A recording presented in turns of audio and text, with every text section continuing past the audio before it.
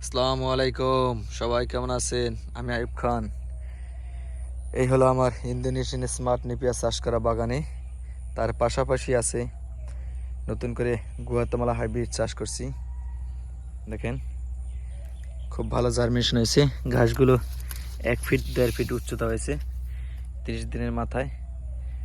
দেখা গেছে এখন যদি আগাছা যেহেতু পরিষ্কার করছি, জমিতে পর্যাপ্ত পরিমাণ সার দিতে পারি তাহলে, এবং সার পানি দিলে 2 মাসের মাথায় কাটার উপযোগী হয়ে যাবে 100%। যেহেতু এখন 1 ফিট 1.5 ফিট আছে, আপনার আরও 30 দিন, এখন 2বার সার প্রয়োগ করলে আপনার 4 থেকে 5 ফুট হয়ে যাবে ইনশাল্লাহ।